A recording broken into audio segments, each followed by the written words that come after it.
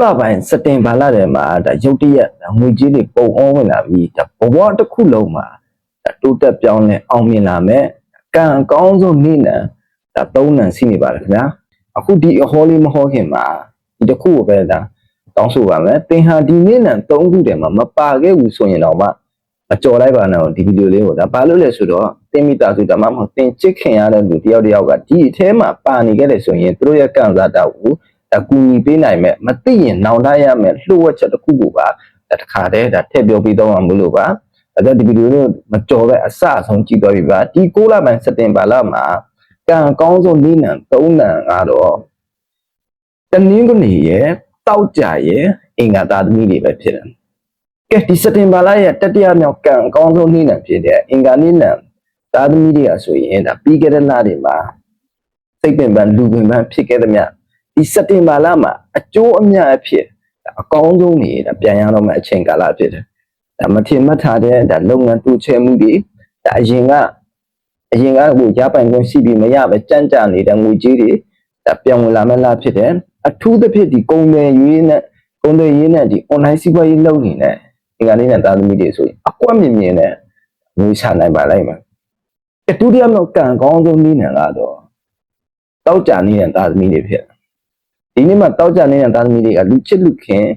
ဒီလထဲမှာလူချစ်လူခင်ပေါင်းများပြီးမျက်နှာပွင့်လာမှတ်တာလားဖြစ်တယ်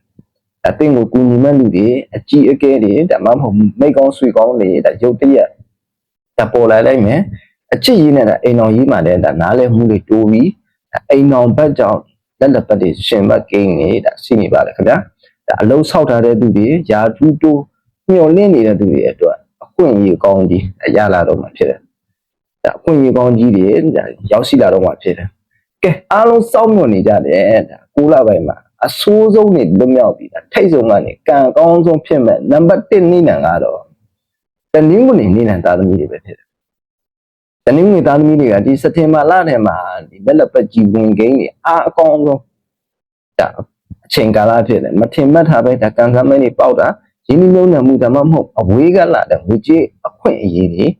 ရတာပါလိမ့်မယ်ဘာလို့အဆင်ပြေပြီးဒါကံကောင်းနေမဲ့စက်တင်ဘာလရဲ့ဘယင်မတွေလို့တောင်ဒါပြောလို့ရတယ်ကဲအခုကြည့်နေမဆွေထဲမှာဒါတင်းနေနံနေဒါပါဝင်နေသလားပါဝင်နေလို့ဆိုရင်ဒီစက်တင်ဘာလထဲမှာအရာအဆင်ပြေပါစေလို့ဒါကိုမတွေမှာမှန်းခဲ့ပြီးဒီဗီဒီယိုလေးကိုဒါတင်ထားလိုက်ပါဒီနမိတ်အဟောကတင်းစီဒါတကယ်ရောက်လာပါလိမ့်မယ်ခင်ဗျာ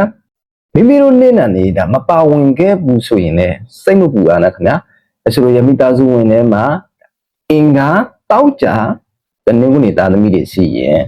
ဒီဗီဒီယိုလေးကိုဒါအများမြင်အောင်ပြန်လည်မျှဝေပေးခဲ့ပါအောင်ခင်ဗျာသူတို့ရဲ့ဒီကန်စာတာတက်လာရင်ဒါတင်လို့စီကိုပါဒါလက်လက်ပတ်အယောင်ဝါတွေဒါပူဆက်လာမှာဖြစ်ပါခင်ဗျာနောက်လာတွေမှာကန်စာတာတွေကိုလည်းအရင်ဆုံးသိနိုင်ဖို့